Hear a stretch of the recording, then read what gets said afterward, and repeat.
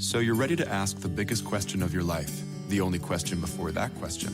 How do you find the perfect ring to ask it with? With the incredible selection of diamonds at Jared and our price match guarantee, you can dare to stop searching and find the perfect diamond at a price you'll love. Visit your local Jared store today and dare to be devoted.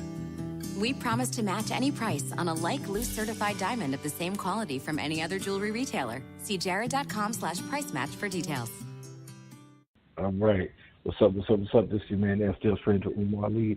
I hope everyone had a wonderful, wonderful weekend.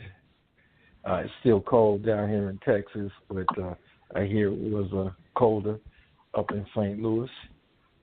And we have a good show today. We're going to bring the sacred to the St. Louis Speaks podcast. We've had enough of the profane of St. Louis politics and the profanity of all of the merger negotiations, etc.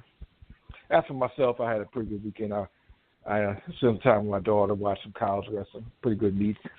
Mizzou had its record crowd against Oklahoma State. Over 5,000 fans attended. Good to meet. Watched on ESPN.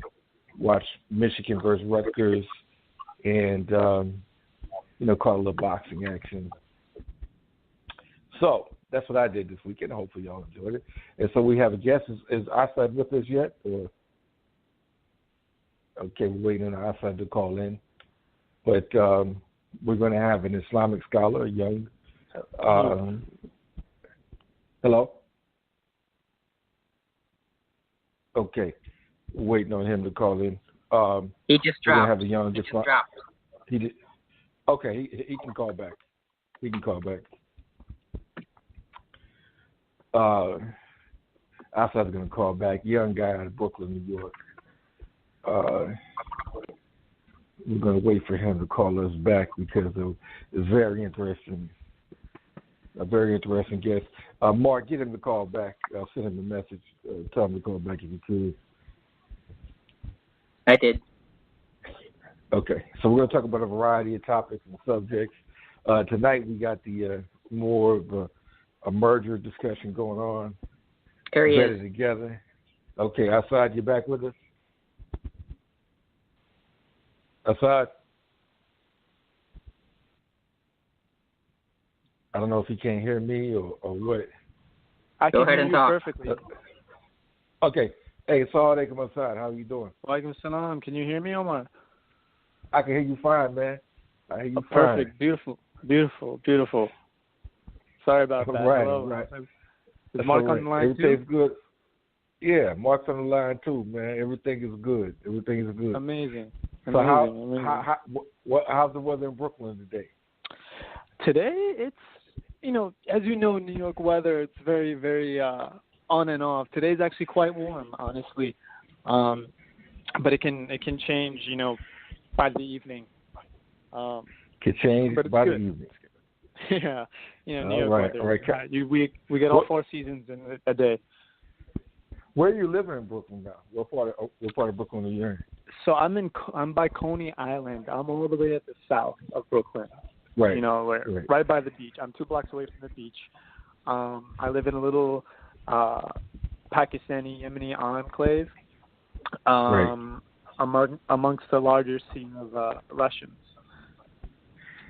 Yeah, I know Coney Island had been known, I believe was it Neptune, where they had kind of a Pakistani hub. That's been going on for a while.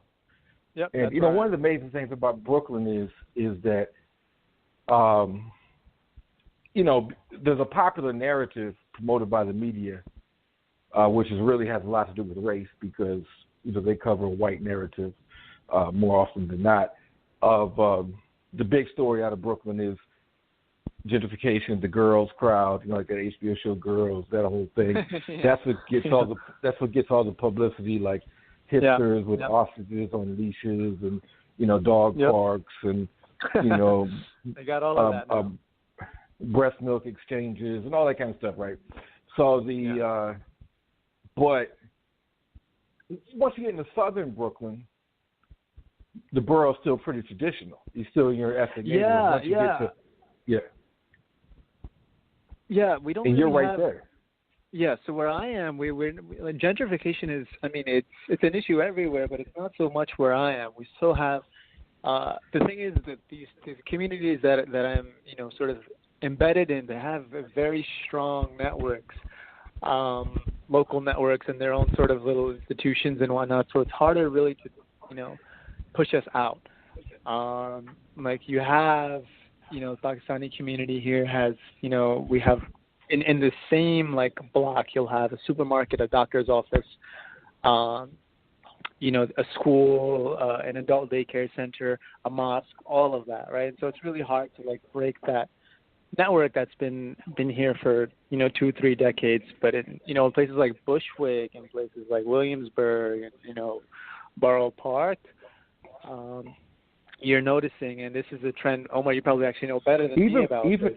Even Borough Park, really. I would have thought less because of the embedded Orthodox Jewish community there. Yeah. But even there, it's also, I think just in terms of geography, like Southern Brooklyn is not convenient if you're a transplant. You want to go into Manhattan. Southern Brooklyn is the last place where you want to be because it's so far out. So I think geography also helps, just being like further away from the city. People only come to this part of town like in the summers when they want to go to the beach or they want to go to like a nice Italian restaurant or something. So that helps. The thing is, like, I say two things about gentrification. Manhattan is the epicenter, so they don't want to be too far from Manhattan. And when I lived in New York, I avoided go to Manhattan at all possible costs because it was just so crowded. And so I loved Southern Brooklyn. I loved Queens because Manhattan really wasn't the center of my universe. And when I remember taking somebody from grew up in Crown Heights and Brownsville down to Sheepshead Bay. And this was in the summertime. And you get to you're on the ocean and beautiful weather, and people are sitting outside and eating and stuff like that. And she said, "Where are we? Like, we out in Long Island or something?" I said, "No. This person grew up in Brooklyn." So like even amongst Brooklyn, people sleep on Southern Brooklyn, but I'm surprised to hear that about Borough Park because I know even like in Crown Heights and Williamsburg, because of the nature of Orthodox Jewish communities of people settling around the synagogues because you have to walk on Shabbat, etc., they're a little harder to displace than other renters or. So I know people are going out to Lawrence and Long Island, and they're going up to Rockland County, upstate, and out to Lakewood, New Jersey, etc. So very interesting stuff. I know I'm boring my St. Louis listeners right now with New York real estate talk, but no, everyone's thinking about it. Amazon was just thinking about it too, but they got booted. Amazon got booted. Amazon's good. Now St. Louis, who was in 45th place, maybe we can step up to 44th place on for Amazon. So tell me, you grew up there in Brooklyn, right? Born and raised in Brooklyn. And that's the thing is that I think for us, kind of like in the Muslim community, we're not surprised by this, but people outside the Muslim community may not necessarily realize that, we have people now born and raised Muslims, second and third generation, in adulthood, right? So the old lingo in the Muslim community even was the immigrant the old Muslim, guard. The old guard. Well, I mean, that's really not applicable when you talk about people such as yourself, born and raised in Brooklyn. Right. I mean, I just had this conversation with a friend earlier. We need to stop calling ourselves Muslims in the West and start saying we're Muslims of the West. We are the West. We're not like, we're not just riding the waves. We're here. This is our society. I'm not going back to Pakistan. Someone else is not going to go back to Egypt or Iran or wherever they're from. This is our society. We are American. Right. And in your experience, well, first of all, the masajid have they changed since you were a kid? Has the mosque experience changed since you were a kid, or how would you say that? So we definitely are seeing a rise of young leadership that is more attuned to the problems that we're experiencing. here in the United States as Muslims. So we there there are people, myself, when I was 19 years old, I co-founded a nonprofit specifically to work with mosques with regards to like charity and helping our less privileged members of our community. So there is definitely a change, but what I'm also seeing is a resistance. But I think that's just the natural part of like this evolution, that you're going to see that resistance, both from the old guard, meaning like the old immigrant generation, but also those who sort of inherited that deep conservatism, but translated it within like the American rubric. And so there you're seeing a little bit of both. There are transformations, but there's also resistance to that transformation, just as there would be anywhere else. See, one of the things I loved the New York Muslim community, and there are other things I did not like. So what I loved is you can get halal food anywhere. You just see Muslims everywhere. Which when I came to New York from St. Louis in the '90s, it's a little better now, but you just wouldn't see Muslims. You're out and about in your daily business in St. Louis. Yeah. And so you get on the subway, you'd see Muslims. You'd be able to go to halal restaurants. You would. There was this public knowledge of Islam. Whether someone had a favorable or unfavorable opinion of Muslims, they knew what Islam was, right? So Islam had been established in New York. That's one of the things I loved. I wasn't really a fan of the kind of masjid culture in New York, more or less, because I think New York has its own thing. Like if you notice, like the Islamic convention and all these things are really not big in New York, because the New York Muslim community is so big, far bigger than a place like Detroit or Dearborn, which popular people see, oh, this is the Muslim hub. New York is the biggest in terms of Muslim population. One of the things I didn't like is, at one time I had an apartment in Queens. I could walk to 5 different mosques. I could walk. Okay, which is great, right?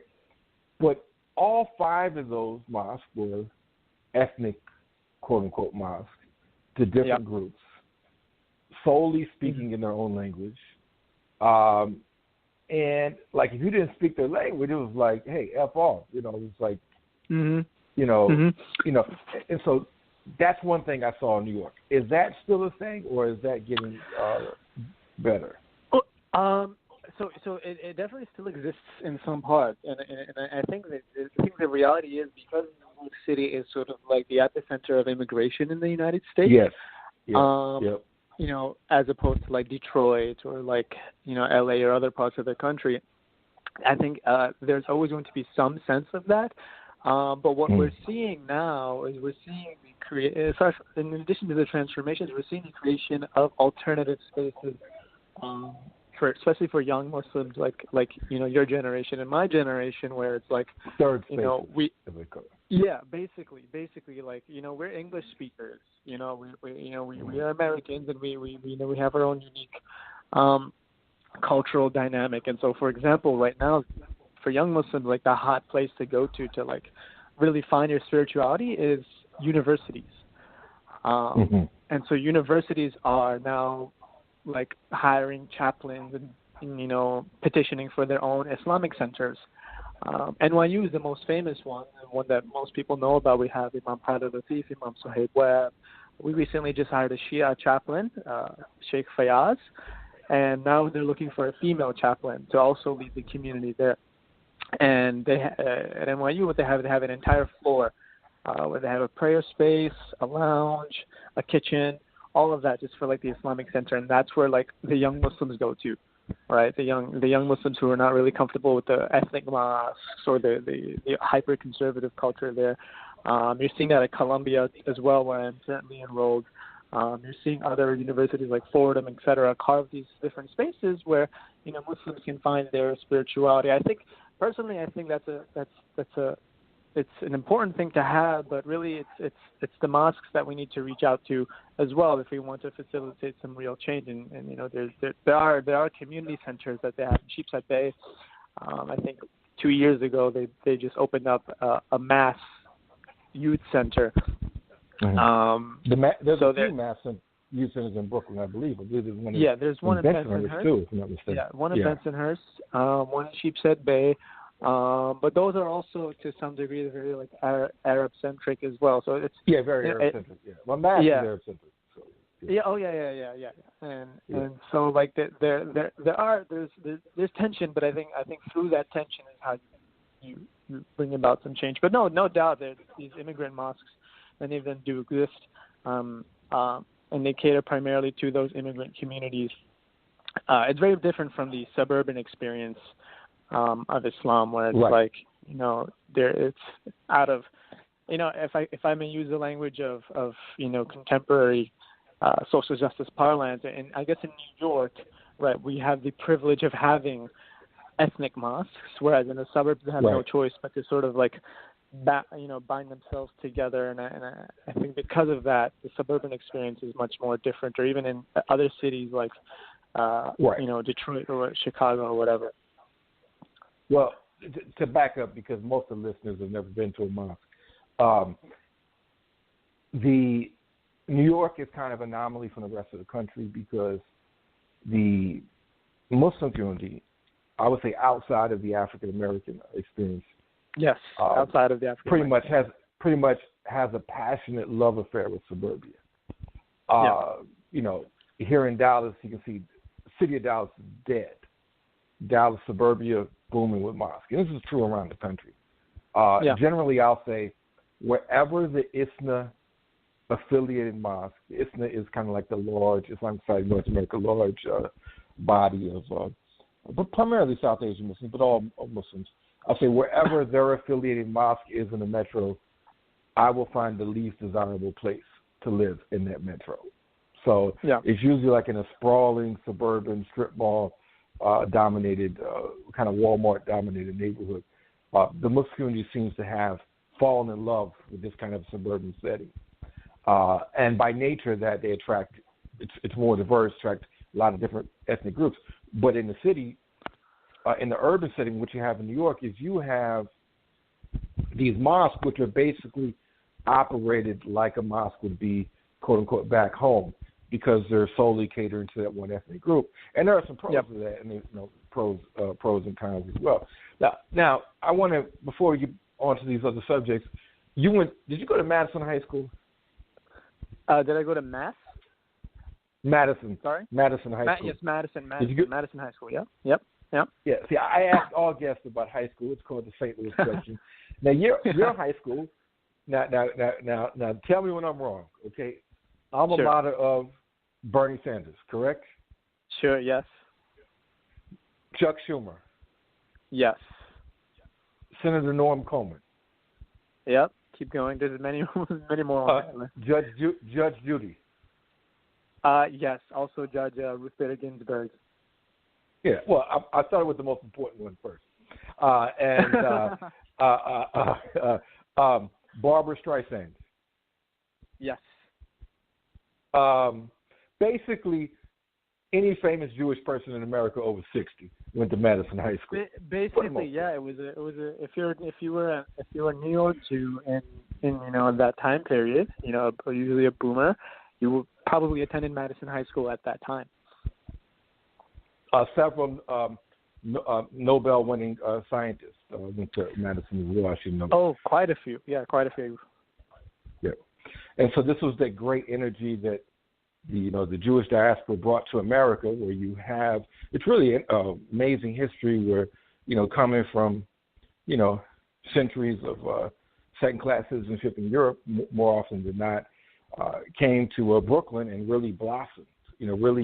Pent up centuries of pent up creativity and really blossomed into Brooklyn. You really created this dynamic generation or two, the Bernie Sanders generation around that time. Where Madison was, honestly. It was really phenomenal. I mean, if you look at the numbers, at the sheer number of just talented people that came out of that era and out of that one borough of Brooklyn, it's really amazing. Yeah, really amazing. And they all sort of stand out to different arenas too. Politics, science, mathematics, etc. Arts, theater. it all began at Madison High School. So by the time you got to Madison, it was no longer a overwhelmingly Jewish high school, I would assume. Would that be correct? No. It was more people of color now. Well, when I went, I graduated in 2010. It's been 9 years now, and it was overwhelmingly people of color when I was there. Right. Was this a school that had an issue with bullying, or was that another Brooklyn high school? Because I remember there being a lot of issues in the news of lawsuits. Bullying. Bullying. Was that the one? Remember there was a high school in Brooklyn that had the Asian students. That might have been Lafayette or some other high school. Remember they were beating up Asian kids and putting them in lockers, and the Asian parents kept suing the school district. Oh, no, that wasn't us. We had other problems. We had, like, sex scandals and stuff between, like, teachers and students. It was really kind of we got the nickname Horn Dog High the year I graduated. Oh, man. Yeah, it was. Man. I don't know the details, but there were stories of teachers and students, teachers and teachers, and it got really wild. It was a fun senior year, just a young Horn Dog 18-year-old. High. Wow. If you Google it, you'll find. I feel jealous. Yeah. McClure North Star. We didn't have anything quite so scandalous. Yeah. If you Google it, you'll find a bunch of hits in the Daily News and the New York Post about it. It's quite entertaining. Wow. But yeah. Those two pillars of American journalism, which I miss reading. So let's move on to your Islamic studies, which you were doing now. And I have a whole list of things I want to talk to you about. Sure. We're going to get to Iraq. We want to talk about Sufism, sectarianism, activism, politics, etc. But let's get to the foundation. What drew you to your Islamic studies? A lot of people when a lot of Muslims when they ask this question, they say, it was 9/11. 9/11, that was the definitive moment for me, to bring me into, being cognizant of my faith. But I think it's more than like a typical Islamophobia and I want to fight back against it. For me, it's like, the stories that I was taught from my parents and from our community and from these Friday sermons is about like this great, glorious Islamic civilization that existed for such a long period of time, and then experienced this tragic, downfall with colonialism, imperialism, whatever you have. And compared to, and then you compare that story to like the condition of the broader Muslim community, the global Muslim community today, and you wonder like where did that, like what happened? And for me, it was that question of like what went wrong, why is there such a stark contrast between what I hear in my Friday sermons, about what Islam once was compared to what Islam currently is today, right? And for me, it's really about rediscovering that tradition, rediscovering that story, rediscovering, what really was this thing. And to that end, I decided to pursue academic study of Islam and the Middle East and South Asia and these regions, while also locally studying under like quote unquote what you would call like traditional scholars in the Arabic language and whatnot. And so it's really about rediscovering and reconstructing Islam for myself, but also for the community. So, I think in the course of the academic study, you find a very interesting and nuanced history. The history that a lot of us got that were mosque attendees and just around the Muslim community was that, from the death of Prophet Muhammad sallallahu alaihi wasallam to the time of the of Abu Bakr, that there was one continuous Muslim empire and Muslim rule, and that was killed off. Very romantic mythology. Right. And that was killed off of Mustafa Kemal Ataturk. And ever since that time, and during the time of colonialism, the Muslim Ummah has fallen. And that really does not have any correlation to actual history. Not at all. It's a completely mythological, romantic story that was constructed as a response to colonialism because Muslims were defeated militarily, and so they had to, boost their own morale. And I'm speaking about this not to like disparage the community. I'm speaking about this as a historian, and I'm telling you about the historical trends that took place. That story is just like false. It's categorically false. It's categorically false. And so, as someone to me I've always loved history, and like that's one of the reasons I started listening to Anwar al-Awlaki, because not to get me on the no-fly list. Yeah, I mean, I knew Anwar personally. That's a whole other story. What I'm saying? But, right. But he would talk about history. Ali Tamimi would talk about history. A few other people. Largely, you got these anecdotes from history about how great the Muslims were, and Omar was sleeping under the tree, and there were no poor, all that kind of stuff like that. But you don't get any actual history. And so when I would go to like Halalco, which was a big Muslim bookstore in the suburbs of D.C., or there was a big one out in Teaneck, New Jersey. I can't remember the name of it, and it was the bookstores or the place that sold books in Atlantic Avenue in Brooklyn. The only history books would be like The Life of Omar, 18 pages, The Life of so I mean, you could get maybe a translation of At-Tabari's history, but it was kind of like this old language. There was no way to get Islamic history. It just was something that really wasn't taught. Did you notice this absence, and do you think that your generation can work to improve that? Is that something you want to try to get into? You basically nailed, you hit the ball right out of the park. That is exactly how very much the history is framed. It's like this it focuses on specific and particular individuals, which on its own there's nothing wrong with that. But then it goes to extremes and highlighting them to the exclusion of 1,400 years of complex developments. And what that does, Omar, in my opinion, is that it creates this radical disillusionment among Muslim youth, because they're fed these myths about how romantic and great things always were, and that today things are not so great, and then that disillusionment, creates some very, it leads to some very disturbing ideas among youth. Well, it creates a romanticism. Right. And this is the appeal of ISIS and other groups like that. Exactly. That, we can reestablish this romantic period if we would just go back. Right. But that precisely. That romantic period wasn't as romantic as they were led to believe. Exactly. And so, in my opinion, I think if we look at it, take a step back, look at it, do our best to look at it objectively. Of course, there's no such thing as pure objectivity, but you have to attempt it. Look at the historical documents. Look at how complex it was. When you see how complex history was, you realize that the time period we're living in today is not so crazy, right? It's not so out of the park. It's like it makes sense why, today, quote unquote, when you often hear the quote, "Why is the Muslim Ummah not united?" Well, I mean, it never was.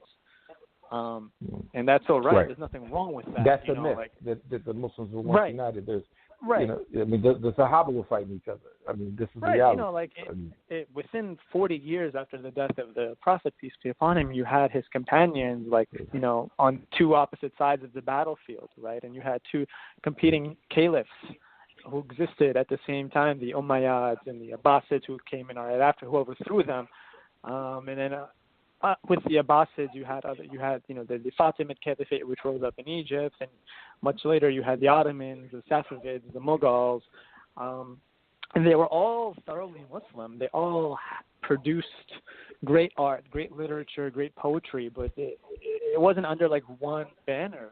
That's what a lot of my work is. It's like convincing the community that, number one, it was not one banner, and number one, there's nothing wrong with the fact that they were different. That's just a natural human condition. We are meant to be different, and sometimes that difference, of course, unfortunately, trickles into fights and wars, but at the same time, I would rather live in a world of, gray than a world of black and white, and I think that's, in order to remedy that, I think Muslims need to start doing their best to look at things objectively. And I think with more Muslims studying Islamic studies or Middle East studies or, these fields in academia can help with that, can help balance out the romantic stories we hear in the mosques. And this is, because I often say there's a division in the Muslim community. I mean, there's many divisions, but one of the divisions is you have this academic world over here, which kind of mingles with this quote unquote woke world, this young progressive political world, right? And we'll get on that later. because I want to discuss that. But and it's heavy on social media. Like if you were just on social media, you would think Linda Sarsour is like the Khalifa or something. You know, in terms of like these, right? And then you have the world of the mosque, and in the world of the mosque, it's not so woke. It's not so modern academic. I'm talking about the attendees outside of Eid or maybe in Ramadan. The attendees in the masajid are largely still pretty conservative, largely still these movements, like Jamaat Tabligh and Da'wat al-Salafiyya are still very dominant in the American masajid. And I'm not saying this is a diss to them because I have the entirety of my education is Salafi. So of my religious education. So, but I'm just saying there's like this division between like an online discourse where the more conservative elements or more traditional are less adept to, and the discourse of the masajid. Have you noticed this yourself? Absolutely. But I would add to that. I would say that, that there is a burgeoning and an increasing presence of quote unquote traditionalists or conservatives on social media as well. So the divide that you described, I think that divide is more along the lines of immigrant versus non-immigrant. Right. So the mosque community is still very much immigrants, and of course some people who are native born here who also subscribe to that. But it's the culture that you're describing is very much like immigrants versus non-immigrants. Whereas on social media you have like quote unquote the young woke crowd, but you also have a rising young traditionalist conservative crowd, and better than me probably. I'm thinking my man Hakiki Drew as you speak. Right, but exactly, precisely, right? And even before him, Salafis were very well known for their online presence. They had their websites, they had their PDFs, their videos, all of that. In Britain, it's much worse. But they're not in those Twitter. They don't have access to the media though. They don't have access to these narrative shapers. They're not getting any Ford Foundation grants or anything like that. What I'm trying to say? They have no mainstream traction. They're mostly enmeshed within their own corners of Twitter, like this Hakiki Jew guy. But that is something that as observers we should also pay attention to. That they will adapt and they will make their presence in these spaces known to compete with quote unquote the woke crowd. And that's something that's. And I'm seeing a pushback. Actually, and I think you are too. Because what happened is, and you're younger, so let me just kind of do my old man thing for a minute, is that if you go through the 90s, the Muslim community was very conservative in the 90s. I mean, from what I hear. Just give you an example, Imam Zayd Shakir, for example, who's like one of the favorites of the woke crowd. I remember in the 90s he was saying to vote is a sign of nifaq, of hypocrisy. Voting is and the strategy of the Muslims is to create a dawla to Islam in America, to create an Islamic state in America. And this was a common, no one would say at that time, "Oh, you're nuts." Oh, okay. Muslims like, okay, it sounds pretty reasonable, So to even go to a mosque and register people to vote was very controversial in the 90s. Because people were attached to Islamist politics and an Islamist view of politics. So politics was defined as supporting the Palestinian struggle abroad, supporting the Chechens, supporting the Mujahideen in Bosnia, etc. When politics was discussed, it was discussed in that manner. And so I'm not to single out Zayd because of all of them. I mean, even people like Hamza Yusuf, you can see him making dua for the Mujahideen in Egypt. Mujahideen in Egypt. These were the Takfiris fighting against the Egyptian state. I'm trying to say. So, I mean, at that time, so the community was very much more conservative. And to the extent, and I'm not saying, I kind of consider myself kind of a independent, kind of like influenced by different things. And I definitely came from that era myself. But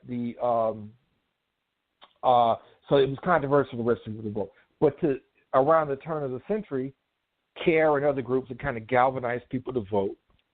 And they were really pushing the Republican ticket. They were really pushing voting for George W. Bush. And there was this sense in the Muslim community, okay, Republicans are culturally conservative, we're culturally conservative, and the Republicans are, quote unquote, less controlled by the Yahud, by the Jews. I'm not saying it's a positive thing, but that was the rhetoric in the community at the time. What I'm trying to say?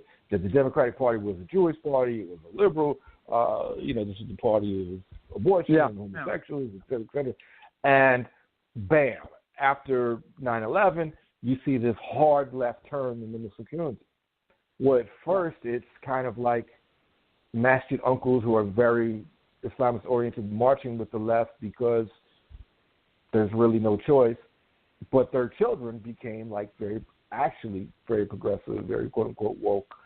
So you've seen this shift. Now, what I'm seeing now is kind of like a pushback represented by Haki Kiju and others saying, oh, maybe we went too far to the left. Maybe, and of course with him pulling really far to the right. But I think, do you see what I'm talking about? Yeah. People, especially with regards to the social and cultural component of, left politics. A lot of Muslims are uncomfortable with that, and now they want to push into the other direction. But what's happening then is that they're falling right into the hands of, the far right, and it's just a conversation between two extremes. Without any sort of dialogue for hey, let's sit down and hash these things out. Let's talk about what our values are and what we want to pursue. But rather, it's just Hakika, this guy, he just a couple weeks ago he made a post about how the far right, people who literally sympathize with Nazis in Europe and the United States are becoming more sympathetic to Islam and while Muslims are becoming more sympathetic to them because of these quote-unquote shared socially conservative values, and people are like, dude, are you out of your mind? You're you're boosting up a literal Nazi, dude. We get it. You're a bigot. I think it's a very small crowd, I believe. Yeah, no, he frames it as though it's Muslims, right? It's for legitimacy, but it's a minority of a minority that sympathizes with him, but they just have very loud voices. Loud voices. Yeah, social media is a cesspool, and that's probably one of the seediest parts of that cesspool is the Muslim alt-right tiny affinity, which is very small, that Haki Kiju is probably excited about. Yeah, basically. It's quite terrifying, but I think it's quite terrifying. Yeah. I mean, okay, so Muslim, I'm just talking about the white Muslim converts. So in the 80s and 90s, you would see, most white Muslim converts were outside the West Coast, where you always had kind of like the Sufi kind of hipster thing going on the West Coast. But in most places, and definitely in places like New York City, most Muslim converts were very conservative. They were reading Maududi and they were, influenced by Sunday theism, or you even had some in the Muslims of the Americas, which was a Sufi Jamaat. We're very conservative. Yeah. Mariam Jamila comes to mind. Famous Muslim writer. And after 9/11, you started to see a left-wing crowd because, in a sense, it kind of became hip. Like you picked up an intersection, become a Muslim, right? So if you're intersectionally challenged, you know what I'm saying? Yeah. If you're intersectionally challenged, you can pick up intersection by, hashtag hijab. You know what I'm trying to say? And I mean, the hijab, like the left really loves the hijab. I mean, they have like a real fetishization of the hijab. You know what I'm trying to say? So I would say like the white progressives love the hijab more than like many Muslims do. So so you saw this liberal crowd coming to Islam post 9/11, but what you're seeing now is like this really fraction, tiny, minute group of like really odd, weird white dudes who kind of have an affinity for like ISIS and like medievalism and like monarchy, and I think that's what Haki Kiju is referring to as the crowd that quote unquote has affinity with the alt-right. I think it's a very tiny crowd of like really disturbed people. Yeah. That's how I would. And many of them held, before they accepted Islam, many of them held, like, extreme Marxist views or Maoist views, or they were sympathetic to some sort of ideology prior to Islam. And in Islam, they found a way to translate that within a new sort of rubric. So they're coming in with baggage. Very common. Very common. As Islam has been painted as extreme, people with extremist inclinations have become attracted to Islam because this can be another venue for their outrage, their extremism, their rebellion, etc. Now, speaking of that, you got a little rebellion of your own going on. You just got back from Iraq. Yeah. Very controversial, man. You know what I'm trying to say? From a Sunni background, so tell people what the historical, because I know and you know, but tell people what the historic significance is of Iraq and other places that you visited in Iraq. Sure. So, quick summary. After the death of the Prophet, the Muslim armies wanted to expand the Islamic sort of the burgeoning Islamic empire, and of course Iraq is right to the north of the Arabian Peninsula, and so that's where they sort of expanded out in their infancy period, and so a lot of the Prophet's family members and companions lived their lives specifically in southern Iraq. And this is where, various conflicts took place in the early period of Islam with regards to the authority of the Muslim community, like who was the rightful successor and inheritor of the Prophet. Basically, competing groups emerged, and these competing groups had different sort of conceptions of authority. Some groups said that the Muslim leader should be someone who's chosen by the broader community, and some groups said that the leader should be someone from the Prophet's family, and others had other conceptions as well.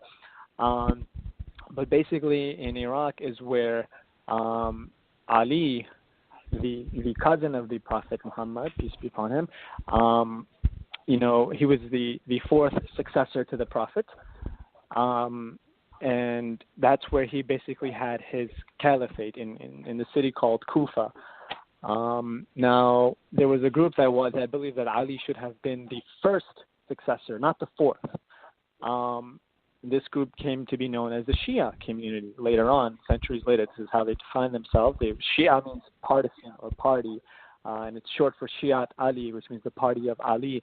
And they believe that he should have been the rightful inheritor and successor of the Prophet, and that in fact his authority was usurped, and he was exercising patience each time until he was finally chosen. And in contradistinction to them, the other community became known as the Ahlus Sunnah wal Jama'ah, a long Arabic term. In short, you can just say Sunni, and Sunni just means like the tradition or the path, right? And this community believed that any righteous individual could have been elected to be leader. Now, the one key thing to note is that these two groups, as we know them today, did not exist immediately after the end of the death of the Prophet. They were formed, their theologies were crystallized centuries later. And so during these early conflicts of authority, there was no group that said, I'm Shia, and another group said, no, I'm Sunni, and we are right. No, that it was much more, it was less about identity and more about beliefs, right? So some believe this and some believe that, but they didn't crystallize them into a sectarian identity yet. And so in Iraq, you have the burial places of many of the companions of the Prophet. You have many biblical prophets there as well. I visited the shrines, and I'll talk to Omar about this later. We visited the shrines of biblical prophets, as well as many family members of the Prophet. So we got to see Baghdad. We got to see Najaf, and I'll describe these cities in depth a little bit later. Baghdad, Karbala, Najaf, Kufa, Samarra. These are all very key cities, both in both Islamic traditions, but within the Shia tradition, they have a higher sort of emphasis, because these are believed to be the places where Ali and his descendants are said to be buried. And so, for the Shias, these are their religious authorities. Now, both Sunnis and Shias revere these individuals, right? And there's a big misconception that Shias revere a different set of individuals and Sunnis revere different. No, both sects revere the same individuals. However, they ascribe different qualities to them. And so the Shia community believes that there are certain qualities that these individuals had that made them elect, that made them special, basically. And so they pay homage by visiting them to these shrines and like seeking the blessings of God through them. And I myself had the opportunity to go on a trip this past winter to Iraq with a Shia imam who is also a great friend of mine. As I mentioned earlier, he's the chaplain at NYU, the Shia chaplain at NYU, and he leads these trips every winter. And we got to visit these very, great shrines of these very magnanimous people. And I'll be honest, it was one of the most spiritually enriching experiences of my life. Talk about Karbala a little bit. Sure. The significance of that. Yeah. So Karbala is a city in Iraq, and Karbala is so basically. Let's put a timeline on this. The Prophet Muhammad, peace be upon him, dies in 632, something along that. 50 years after him, there's this brutal tyrant who's ruling from Damascus, Syria. His name is Yazid. And, he basically, this brutal tyrant, he's a Muslim, and he basically wants the entire Muslim community to pledge allegiance to him, right, to pledge their loyalty to him. And the grandson of the Prophet, who was alive at this time, both grandsons of the Prophet, Hassan and Hussein, are both alive at the time. They're not giving the pledge to Yazid. They don't want to, give their oath of allegiance to basically a criminal. And so one of Yazid's governors is ruling in the city called Kufa in Iraq. And the people of Kufa who were living under this governor, right, they're writing letters to to Hussein, the grandson of the Prophet, who's in Medina. And they're telling him, Hussein, come to us. If you come to us, we will pledge allegiance to you as our leader instead of Yazid, the tyrant. And after a long time, Hussein, he's afraid of, he doesn't want to cause further. The Arabic word is fitna. Translating that into English is a little bit difficult, but basically he doesn't want to cause further conflict and further division. He wants to be patient. But eventually he takes some of his family members and he decides to walk out. He decides to leave Medina and to, see what's going on out in Iraq. So he's leaving and he stops at this place. Back then Karbala was not a city the way it is today, but he stops basically in this area known as Karbala. And he's stopped by Yazid's men, right? Hussein, the grandson of the Prophet, about 70 people are with him. Yazid has a couple thousand. He's stopped by them. And they're not going to let him pass until he pledges to Yazid. And so he's basically besieged. And where he's besieged, he's not just besieged, but they also starve him, his community, because they're surrounding him now. Where is he going to get food from? Where is he going to get water from? And so the tragic story of that, the long story short, and the chronicles are very detailed about how the rest of it goes down. But basically, one by one, all 70 of Hussein's people who are with him, mind you, these are family members of the Prophet Muhammad, are massacred brutally. And then Hussein is eventually killed himself in that city. And the people who killed them are also self-identifying Muslims. And so that's the tragedy of it all, that the people who killed like members of their own Prophet's family were also Muslims. And so, yeah.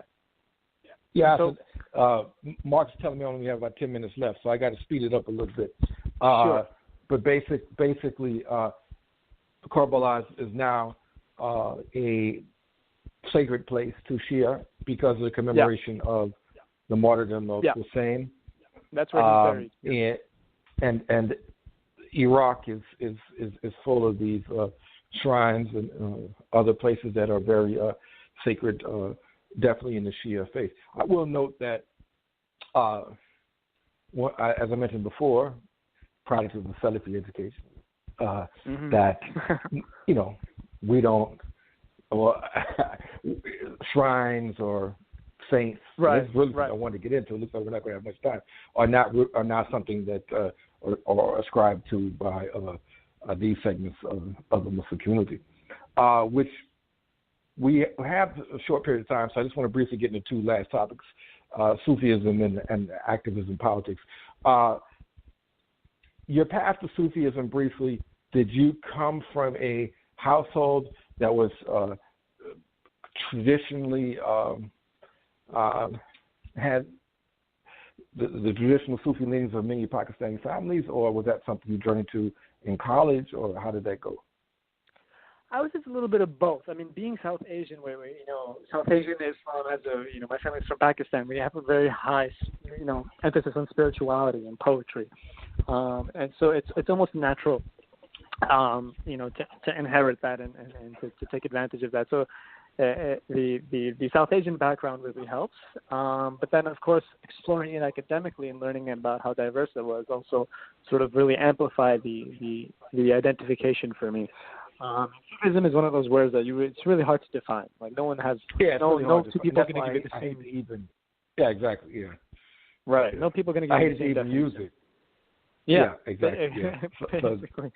So I mean, obviously, I was educated that Sufism with the evils of the Tasawwuf. I mean, for me, and I have another theory that converts from a Protestant background, such as myself, have less affinity towards Sufism because we didn't grow up in a tradition of saints and holy relics and things of that nature. So and I got to be honest with you, it to me, even when I hear about saints and holy places and stuff like that, it's just still, to be perfectly honest, still a little weird to me. You know what I'm trying to say? Yeah. And I know people that come from different traditions. It's not that way, and it's a very complex topic. I did learn a lot about quote-unquote Sufism, spend a lot of time with the Muslims of the Americas, Jamaat in South Carolina and in Islamburg in upstate New York. And that was a very interesting experience. And I don't know if you ever get a chance, but if you get a chance, I would recommend visiting those places. They're very unique places in the history of the American Muslim community, which began on State Street in Brooklyn, I might add. So, right. I recall the documentary. There's a documentary on this. Really? Yes. I got very interesting. So as Rudy Giuliani said, 1 out of 9 people were born in Brooklyn. So.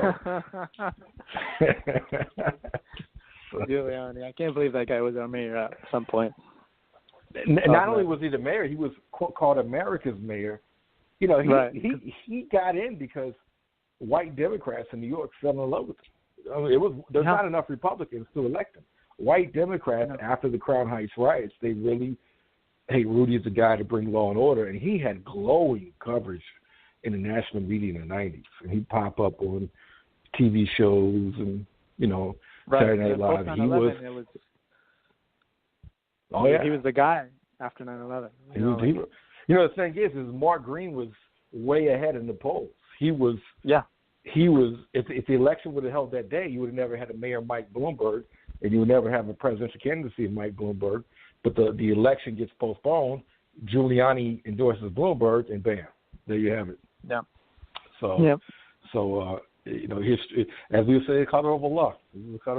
Yeah. And, So moving on to activism and politics in closing.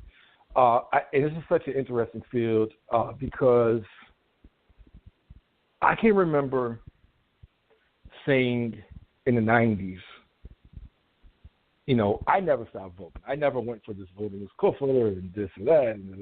Even though I had Islamist leanings and I supported, Islamist politics, I still voted. I still say, hey, I live here in America. There's no reason for me not to vote. So I always voted and thoroughly followed American politics. And so I'm very happy to see Muslim involvement in politics. I'm very happy to see, in terms of even if I'm not quite, I'm not really all on board with the politics of Ilhan and Rashid Tlaib, but I'm happy to see Muslims in politics. I'm happy to see Muslims, we have more of an agenda than things going on, in other countries, right?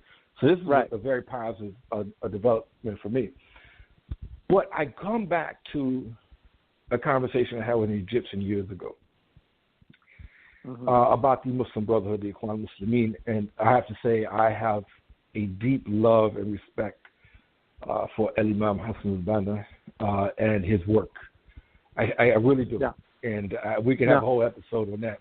I really think Hassan al-Banna was a great man, and for reasons a lot of people, may not think. But he said, look, I like to go to the masjid. He said, I would like to grow a beard. But in Egypt, and this was at that time period, he said, if I grow a beard, if I start to go to the masjid, they're going to say I'm in the brotherhood. And I don't want to have anything to do with the brotherhood, right? And so it was almost the thing, even by religious people, a referendum, you were a good Muslim if you were Ikhwani on one side, and then you were the bad Muslim if you were an Ikhwani, right? Yeah. So now, what if you have a Muslim who says, hey, I'm a Muslim, I pray, but I'm not really into the political thing. It's really not my thing. I'm really not into it. I'm trying to say, or flip side, I never thought you'd see a gathering of Muslims where the name of Allah isn't mentioned, where Salat time could come and go and no one would be praying. You know what I'm trying to say? And so there's this sense, like I'm happy to see the activism, but it's almost like the Muslim identity is very popular, but the religion of Islam isn't very popular. You see what I'm trying to say? We got 3 minutes left, so what are your thoughts on that in brief? I mean, I agree with you. I see the Islamic identity is almost becoming a culture, right? It's not being talked about as though it's a religion. It's become racialized. It's become a culture, right? It's I'm a Muslim because I come from a Muslim background. You have people who are wrongfully capitalizing on that, right? Like you have some individuals who tout themselves as quote unquote reformers. Really, they have no ground or traction in the community, but they'll speak about it because they come from a Muslim majority country. That's one end. On the other end of it, you'll have activists who often speak out, who do have some connection to the community, but they don't really identify as people who like pray or fast or whatever. But they're doing good things. But often the community itself does not identify with them, at least on a religious level. And I think it's important, number one, to recognize that Islam comes in multitudes. Not everyone's going to have that perfect image of a beard or a hijab and this and that, whatever ideal image that you have. But I would conclude with what you concluded with, that the fact that we're even having this conversation is incredible. The fact that we're talking about this instead of like, is voting halal or haram, right? The fact that we're talking about like substantive issues is a sign that we are moving in a positive direction, right? But and I think in order to build on that, it's time to focus on, institutions, building institutions rather than focusing on personalities, right? We can't keep depending on personalities. Otherwise, if we depend on the personality, whether it's Linda Sarsoul or Hamza Yusuf or anybody, it's going to come bite you because, you have someone like Hamza Yusuf who's like very religious and spiritual, but he's out here like speaking for like Gulf regimes. You know what I'm saying? Like people, so don't invest. Which is problematic. What I would say is that don't invest in personalities, invest in institutions, because it's those institutions that will help maintain and sustain the communal identity within an American fabric, make us part and parcel of American society, but also true to our own communal and religious identity. I think that's okay, Brother Asad, if people want to follow you on Twitter, on social media, if people are interested, how can they do that? You can follow me on Twitter. My handle is at DANDIAASAD. It's just my name, my last name, my first name. I have a website where you can just contact me and email me. It's just my full name. So my first name ASAD, my last name DANDIA.com. There's a contact button. Just press that, write me an email, send me some love or hate, whatever. And I would love to get in touch with you. Thank you for having me, Omar. Okay, brother, good to have you. Drink a 50-cent soda for me in Brooklyn. And even if you don't do it, just do it. Nice talking to you, and we can have you on again, inshallah. Mark is sending me my 30-second warning. We got it all wrapped up, Mark. and we've had a great discussion of the sacred. I want to start having more of these I'm more than periodically Muslim guests. Yeah, because we got to mix it up a little bit. And I said, hey, maybe I could have separate podcasts, but maybe I can do them all on the St. Louis Speaks. The New York Times doesn't talk about New York. And why does the St. Louis Speaks just have to talk about St. Louis? So, Mark, I said you can hang up, and I'll wrap this up. All right, appreciate brother. you calling, brother. Salaam alaikum. Peace be upon you. Peace be upon you. Okay, Mark, we're going to wrap this up. Hopefully you all enjoyed that episode. And, like I said, I'm going to try to have more like this, that we feature Muslim guests and, out-of-town guests, New Yorkers. Obviously New York is a city we're all interested in. And we're going to keep doing our St. Louis stuff. But, hey, wherever we are, there are great stories to be told. Peace. So you're ready to ask the biggest question of your life, the only question before that question. How do you find the perfect ring to ask it with? With the incredible selection of diamonds at Jared and our price match guarantee, you can dare to stop searching and find the perfect diamond at a price you'll love. Visit your local Jared store today and dare to be devoted. We promise to match any price on a like-loose certified diamond of the same quality from any other jewelry retailer. See jared.com/price match for details. So you're ready to ask the biggest question of your life, the only question before that question. How do you find the perfect ring to ask it with? With the incredible selection of diamonds at Jared and our price match guarantee, you can dare to stop searching and find the perfect diamond at a price you'll love. Visit your local Jared store today and dare to be devoted. We promise to match any price on a like-loose certified diamond of the same quality from any other jewelry retailer. See jared.com/price match for details.